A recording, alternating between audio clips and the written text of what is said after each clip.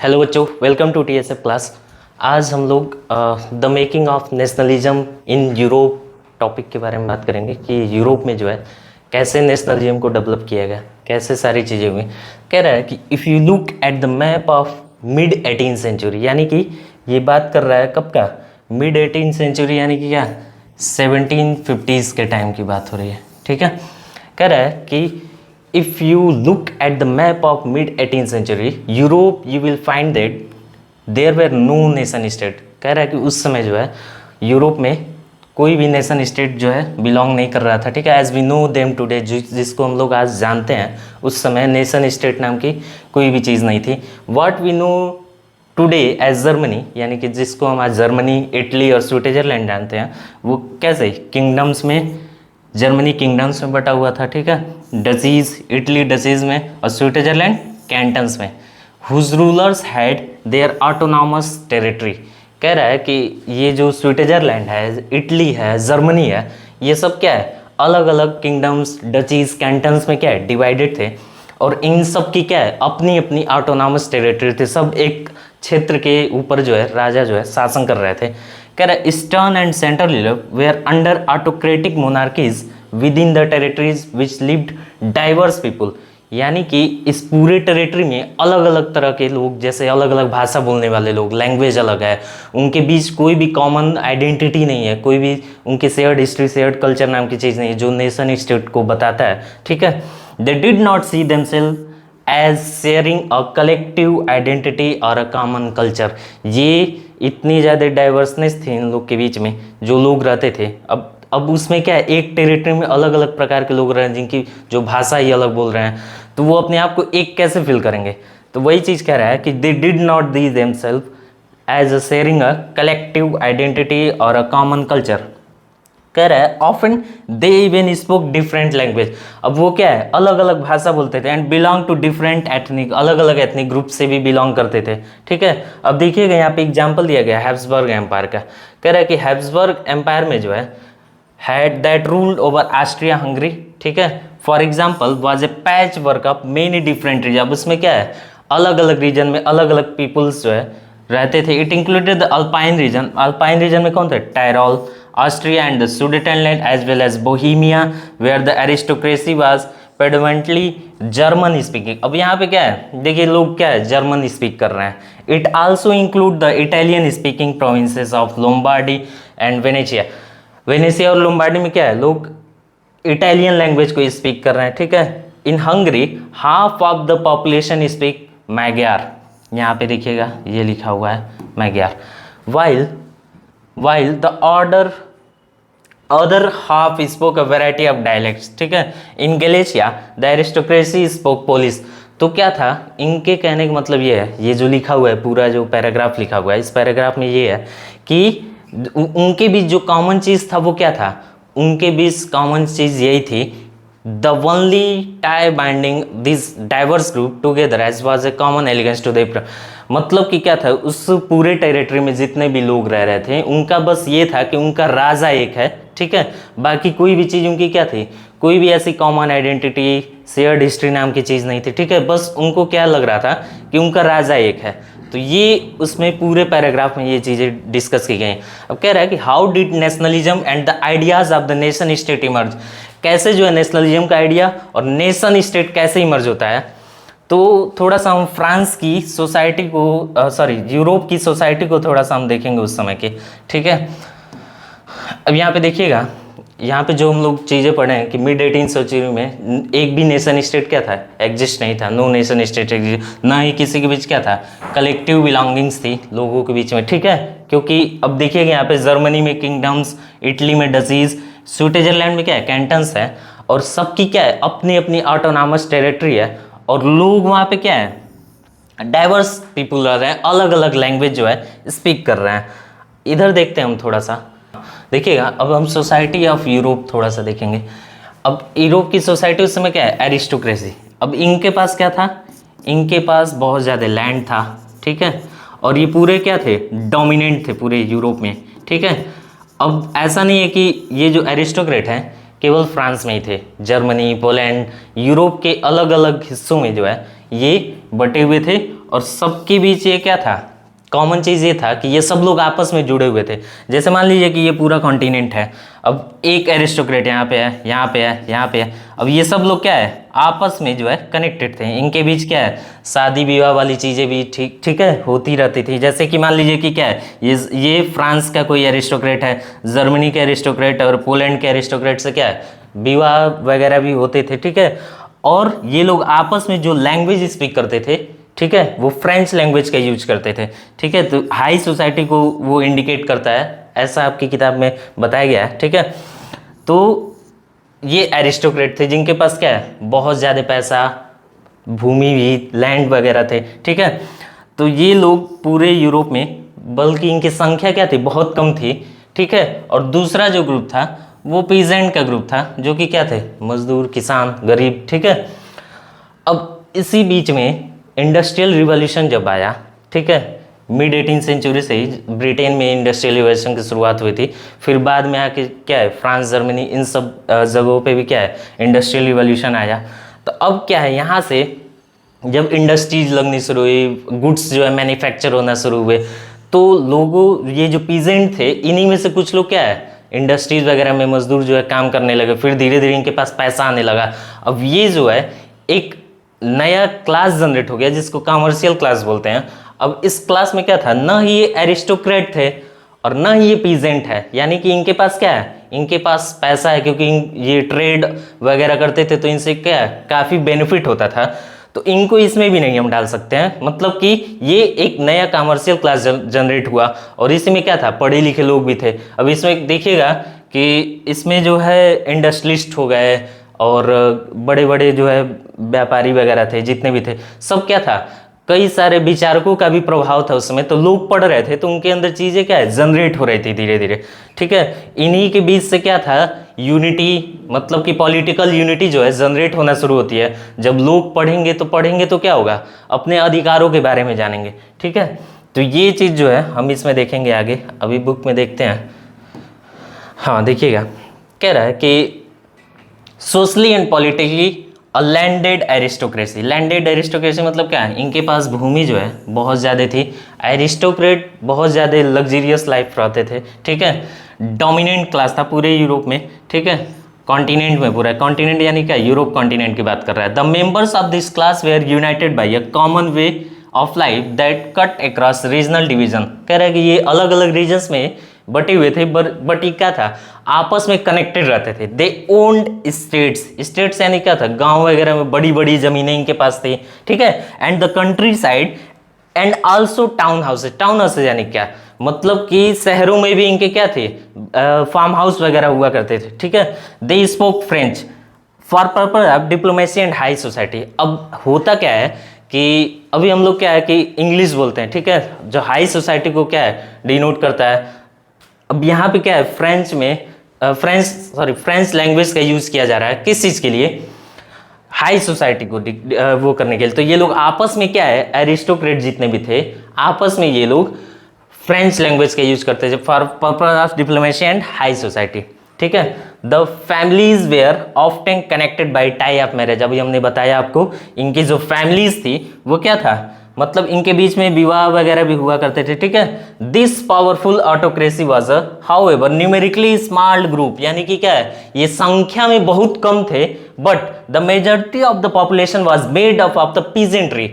ज्यादातर लोग जो थे वहां पे, मेजॉरिटी पॉपुलेशन क्या था, वो पीजेंट थे, किसान थे, ठीक है। To the west the bulk of the land was found by tenants. Tenants क्या है कि मतलब वहाँ पे एंड स्मॉल ओनर। अब वहाँ पे क्या है, छोटे छोटे खेतों के मालिक वगैरह, ठीक है, और या फिर उस पे जो किराए पे लेके क्या थे, खेती किसानी वगैरह किया करते थे, ठीक है। While the eastern and central Europe the pattern of land holding was characterised by vast state which were cultivated by serfs. Serfs क्या था, बाउंडेड लेबर जो होते हैं, बंधुआ मजदूर, या फिर इनको क्या बोलते थे, ये सर्फडम जो था वहाँ पे, कहाँ पे कह रहा है कि सेंट्रल यूरोप, यानी कि pattern of land holding was characterised by vast states which were cultivated serf, यानी कि जो सर्फडम था वहाँ पे फेमस था, वहाँ पे चल रही थी चीज़ें, बाउंडेड लेबर इनको बोलते हैं। तो ये लोग इनसे जो है खेती किसानी वगैरह कराते थे। अब कह रहा है कि वेस्टर्न पार्ट में central Europe the growth of industrial production. अब कह रहा है कि जो 1750s का टाइम था उस समय क्या था, इंडस्ट्रियल रिवॉल्यूशन हो रहा था, लोग जो है ट्रेड वगैरह ग्रोथ हो रहा था उनका, ठीक है। अब वहीं से जो है टाउन डेवलप हो रहा था और हमने आपको बताया कि एक नया कमर्शियल क्लास जनरेट हो गया था, जो कि क्लास क्या था, न ही वो एरिस्टोक्रेट था, ठीक है, न ही वो पीजेंट था। इन्हीं लोगों के बीच से जो लोग निकले उसमें इंडस्ट्रियल रिवॉल्यूशन जब हुआ था, इंडस्ट्री वगैरह लगी थी, लोग क्या थे, मैन्युफैक्चर कर रहे थे, गुड्स वगैरह ट्रेड हो रहा था, तो उनके पास क्या है, बेनिफिट हो रहा था, पैसा आ रहा था, ठीक है। तो उनका एग्जिस्टेंस कैसे था, उनका एग्जिस्टेंस था was based on the production for the market, और वो मार्केट के लिए क्या थे, और ज्यादा प्रोडक्शन कर रहे थे। Industrialisation began in England, England में इंडस्ट्रियलाइजेशन की शुरुआत हुई थी in the second half of 18th century यानी 1750 से जो है स्टार्टिंग हुआ था उसका। But in France and part of the German state it occurred only during the 19th century. कह रहा है कि फ्रांस और जर्मन के कुछ part of the German state कुछ हिस्से थे, ठीक है, जिसपे कि क्या 19th सेंचुरी में इंडस्ट्रियल रिवॉल्यूशन की शुरुआत हुई थी। In its way new social group came into being a working class population, ठीक है, यानी कि एक नया सोशल ग्रुप आया, ठीक है, एंड मिडिल क्लास जिसको हम बोलते थे। अब इसमें कौन कौन लोग थे, इसमें थे आपके इंडस्ट्रियलिस्ट, ठीक है, बिजनेसमैन, प्रोफेशनल, लॉयर वगैरह, ठीक है। In central and eastern Europe these group were smaller in number. अब सेंट्रल और eastern Europe number till late 19th century it was among the educated liberal middle class, ठीक है। अब ये लोग क्या थे, पढ़े लिखे भी थे। अब ये लोग क्या चाहते थे, एबॉलिशन ऑफ एरिस्टोक्रेटिक प्रिविलेज, यानी कि जितने भी लोग बाय बर्थ प्रिविलेज जिनको भी मिलते थे, जो एरिस्टोक्रेट थे, उनको एबॉलिश किया जाए, ठीक है। अब कह रहे हैं what did liberal nationalism stand for, ठीक है, लिबरलिज्म क्या है, ठीक है। और जो लोग लिबरलिज्म की बात कर रहे थे वही लोग नेशनलिज्म की भी बात कर रहे थे, ठीक है। अब देखिएगा यहाँ पे ideas of nation unity in early 19th century Europe were closely allied to the ideology of liberalism. The term liberalism derives from the Latin root, ठीक है, लीबर बोलते हैं। इसका मीनिंग क्या है, फ्री। फ्री यानी कि क्या, आजाद हो जाना, किसी भी प्रकार की बंदिश नहीं है, पाबंदी नहीं है। For the new middle class, अब न्यू मिडिल क्लास जो जनरेट हुआ था उसके लिए लिबरलिज्म स्टूड फॉर, लिबरलिज्म क्या कह रहा है कि freedom of the individual and equality of all, यानी कि क्या है कि जितने भी लोग हैं सबको क्या है, आज़ादी है, कोई भी उनके ऊपर रोक टोक नहीं, कोई भी पाबंदी नहीं है, और सबको क्या हो, कानून के समक्ष सबको समानता हो, ठीक है, equality before the law. Politically it emphasise the concept of government by consent, यानी कि जो गवर्नमेंट जो भी बनेगी वो लोगों के कंसेंट से, ठीक है, किस प्रकार की गवर्नमेंट लोग चाहते हैं, और वो जो भी चीजें करेंगे। Liberalism had stood for the end of autocracy and clerical privilege. कह रहा है कि जितने भी प्रिविलेजेस वगैरह मिलते थे, एरिस्टोक्रेसी हो या फिर क्या है क्लर्जी हो, तो इन लोग को जितने भी प्रिविलेजेस पहले मिलते थे उनका क्या किया जाए, एंड किया जाए, उनको समाप्त किया जाए, एक कॉन्स्टिट्यूशन बनाया जाए जिसमें क्या हो, लोगों के द्वारा क्या हो, एक रिप्रेजेंटेटिव जो हो, गवर्नमेंट हो, और एक पार्लियामेंट हो जो कि क्या हो, सबके लिए रूल्स वगैरह बनाए। 19th century liberals also stressed the inviolability of private property. कह रहा है कि 19th सेंचुरी में जो लिबरल्स थे वो प्राइवेट प्रॉपर्टी के लिए भी क्या है, बोलने लगे कि उनको क्या है, इनके पास प्राइवेट प्रॉपर्टी भी होनी चाहिए। पैसा है तो उसको कहाँ इन्वेस्ट करेंगे, ठीक है, तो इसलिए यहाँ पे इसकी भी बात हो रही है। अब देखिएगा आगे, कह रहा है कि at equality before the law did not necessarily stand for universal suffrage. कह रहा है कि जो इक्वालिटी बिफोर लॉ बोल रहा है, क्या वो सबको था इक्वालिटी, नहीं। अब आगे देखते हैं इसमें, you will recall that in revolutionary France revolution जब हुआ था, कह रहे which mark in first political experiment in liberal democracy the right to vote, यानी राइट टू वोट किसको है, और right to get elected was granted exclusively to property owing man, यानी कि ऐसे व्यक्ति, ऐसे पर्सन जिसके पास क्या हो, प्रॉपर्टी ओन करता हो, ठीक है, तो वो लोग क्या है, राइट टू वोट, यानी उनको वोट देने का अधिकार है। मैन विदाउट प्रॉपर्टी, यानी कि ऐसे व्यक्ति जिसके पास कोई प्रॉपर्टी ना हो। All women were excluded from political rights, यानी कि सारे के सारे महिलाओं को पॉलिटिकल राइट्स से एक्सक्लूड, बाहर रखा गया था। Only for a brief period under the Jacobian period के अंदर में did all adult mail enjoy suffrage, जितने भी मेल थे वो चाहे टैक्स पे कर रहे हों या फिर वो प्रॉपर्टी है या नहीं है, वो सब लोग क्या है, all adult mail enjoying suffrage, सब लोग राइट टू वोट यानी कि सब लोग बराबर का सफरेज जो है वो इंजॉय कर रहे थे। फिर आया Napoleonic code, went to back to limited, और फिर नेपोलियन ने क्या किया, इनके जो लिमिटेड कर दिया इनका जो सफरेज था, and reduced women to the status of minor, और महिलाओं को जो है माइनर स्टेटस में डाल दिया गया और बोला गया कि उनकी जो अथॉरिटी है उनके फादर्स और उनके हस्बैंड की है, ठीक है। Throughout the 19 and early 20th century women and non propertied man, फिर जो है 19 और 20th सेंचुरी में जो है कह रहा है कि 19 एंड अर्ली यानी शुरुआती 20वीं शताब्दी, ठीक है, 20th century women and non propertied man, अब ये लोग क्या आंदोलन करते हैं इक्वल पॉलिटिकल राइट्स के लिए, ठीक है। आगे देखते हैं अब इसमें क्या था, such condition were viewed as obstacles to economic change. अब इसमें होता ये था कि ये जो कंडीशन जितने भी पढ़े हम लोग, ये सब क्या था, जितने भी इकोनॉमिक एक्सचेंज होते थे इसमें इन लोग को वो नहीं दिख रहा था, कॉमर्शियल क्लास जो जनरेट हो रहा था उसको इकोनॉमिक एक्सचेंज में दिक्कतें आ रही थी, ठीक है। Who argue for creation of unified economic territory, अब ये लोग क्या थे कि एक अलग से इकोनॉमिक यूनिफाइड टेरिटरी बनाने के लिए बोलते हैं, जो कि क्या हो, allowing the unhindered movement of goods people and capital, जिसमें क्या हो एक यूनिफाइड टेरिटरी हो जिसमें कि स्टेट इम्पोज टैक्स वगैरह जो लगते हैं, जो रिस्ट्रिक्शन वगैरह थी, इस तरह की कोई चीज़ें ना हो। 1834 में ज़ोल्वरीन बनाया जाता है, ठीक है।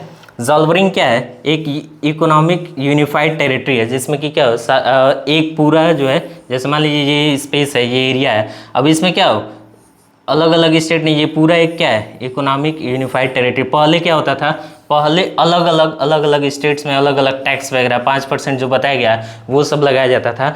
तो अगर एक व्यक्ति 11 जगह जाएगा तो वो 55% तो टैक्स ही दे देगा, ठीक है। तो उसके बारे में बात हो रहा है। Initiative of प्रसिया and joined bye most of the German state, प्रसिया के द्वारा इनिशिएट किया गया था और सारे जर्मन स्टेट क्या थे उसको सपोर्ट किए थे।